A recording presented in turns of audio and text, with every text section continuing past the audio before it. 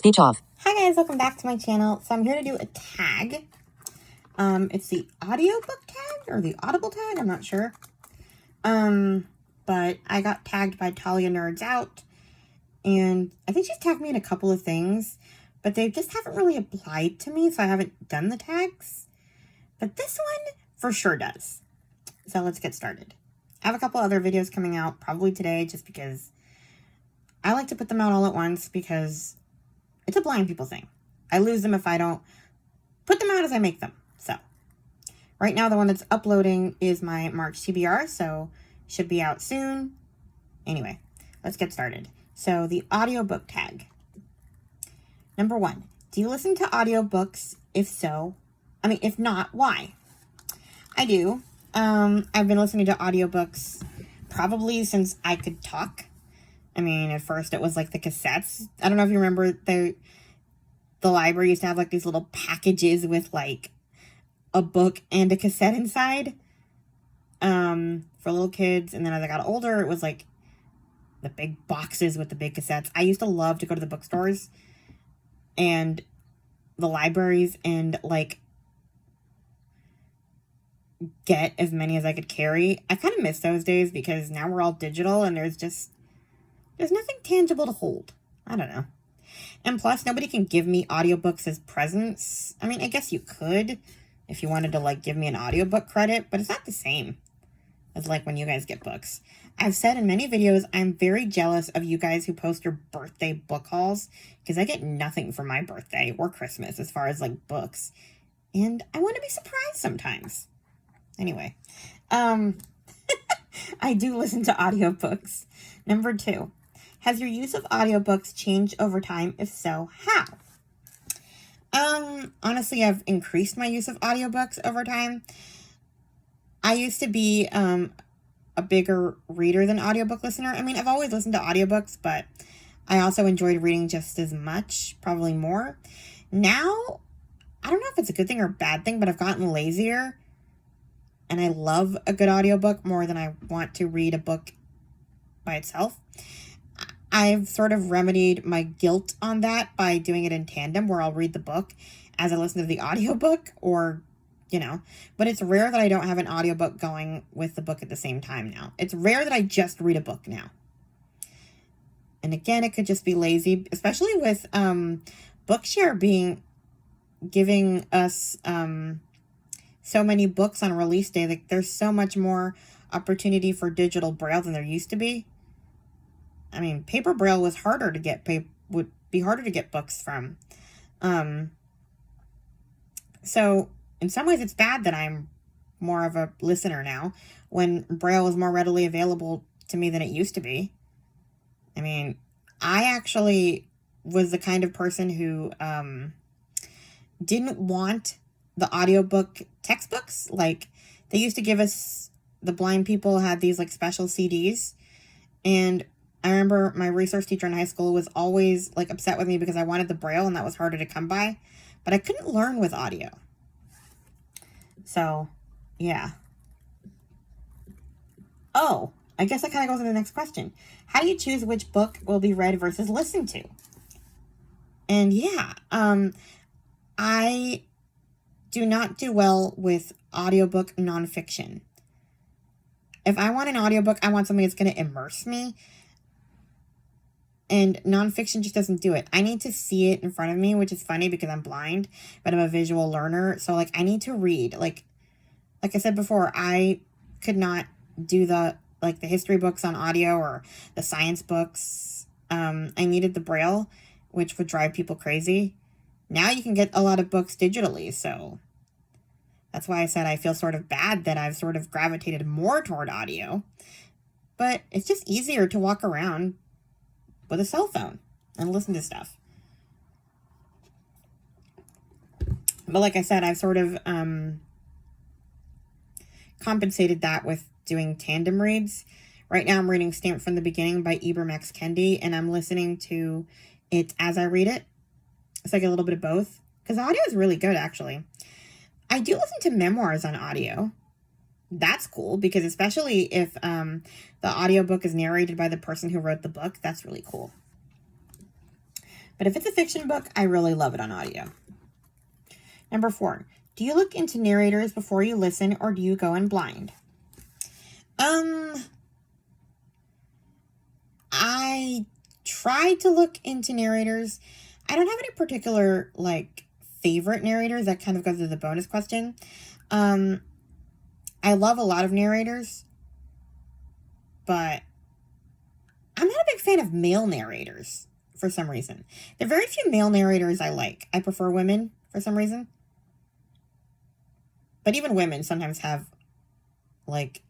voice issues for me, which is pretty bad.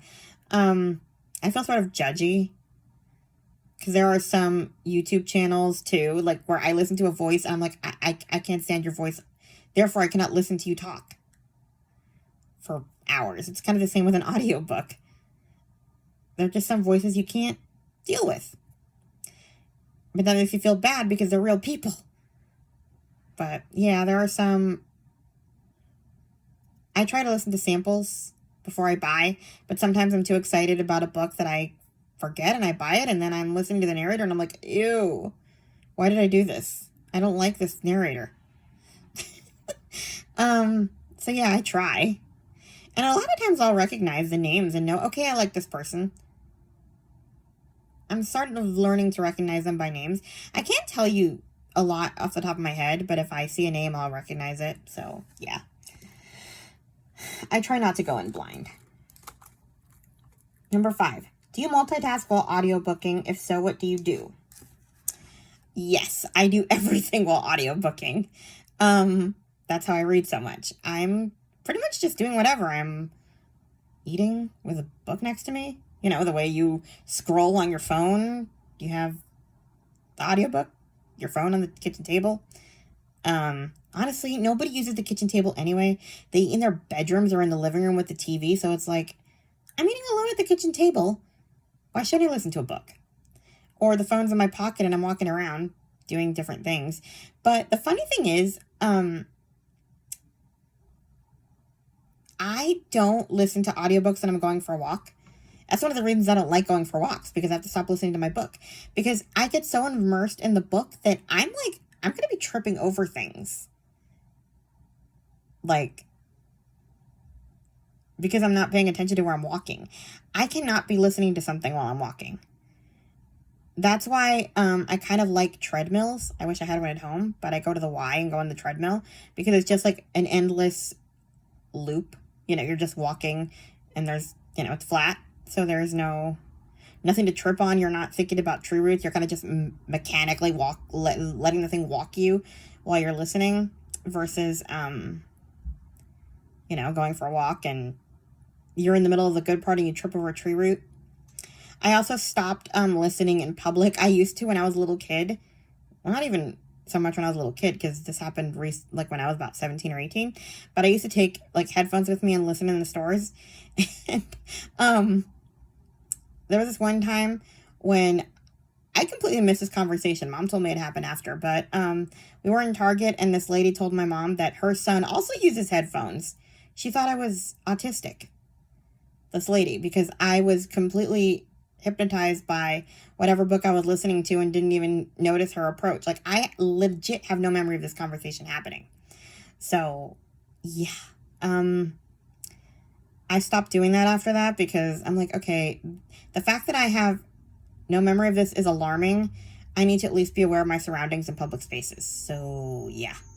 I used to be that obsessed with my audiobooks, but now I'm at least not listening when we're walking with people. So, number 6, if you are reading a series and you've finished, why did I write that this way? If you are reading a series and you've finished the first book, I don't know, I wrote to the first book. Would you switch to reading a later book, or do they all need to be listened to? They all need to be listened to.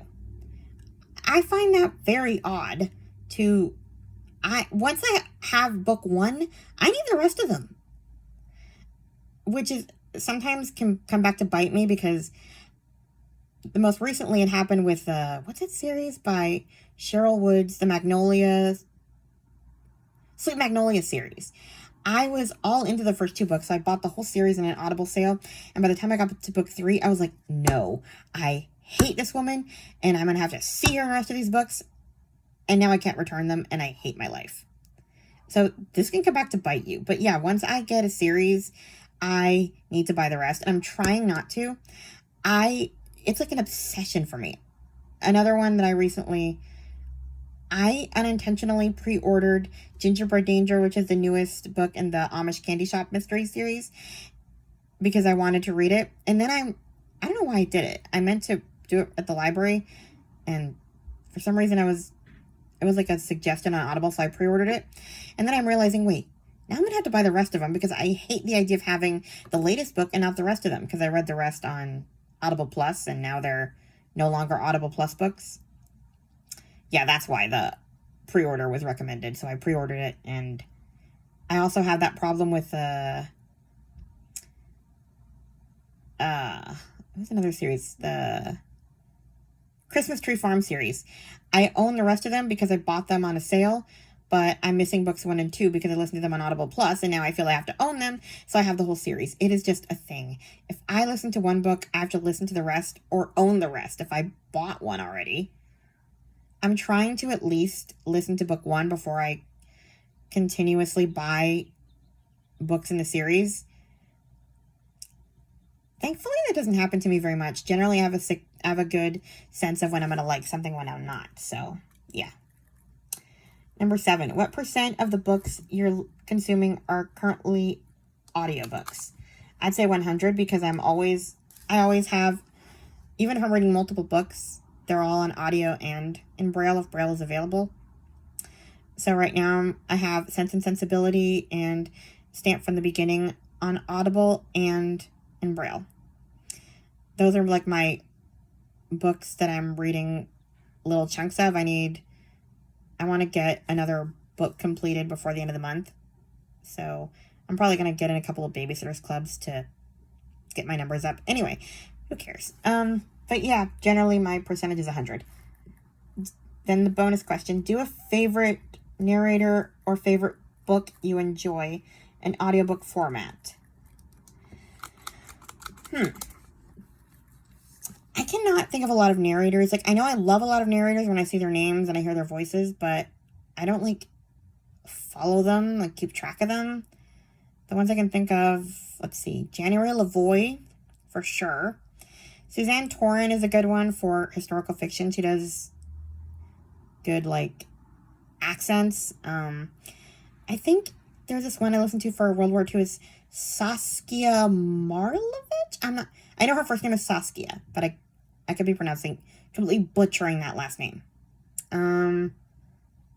Therese Plummer does good romance. Who else?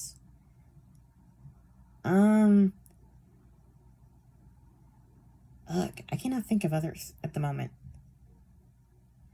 The one who reads the Timeless series is really good. I can't remember her name. Danica Furman, she does the Kathy Glass books, the fostering memoirs I enjoy. I love her. She does great voices. So yeah. As for a book that I particularly recommend on audio, this is going to be a little out there because some people say to not read those on audio, but The Appeal by Janice Hallett, I loved it because it had so many different narrators for the different, like, mixed media. It's really good. So I think you should read it on audio, but some people say that you should read it in print. I did a little bit of both, and I ended up being able to keep up better with audio because of the different voices, because it sounds like, especially when you're reading the text messages, it's cool to listen to because it's like them having a conversation. Because if it's a man and a woman texting, you hear the different voices, and you get like computer sound effects sometimes. So yeah, but generally speaking, I do listen to most everything on audio. So, and on that note, that is the audiobook tag. So thanks for tagging me, and I consider anyone else who wants to do this tag. Please like, comment, and subscribe, and I'll talk to you guys in my next video. Bye! Stop recording video.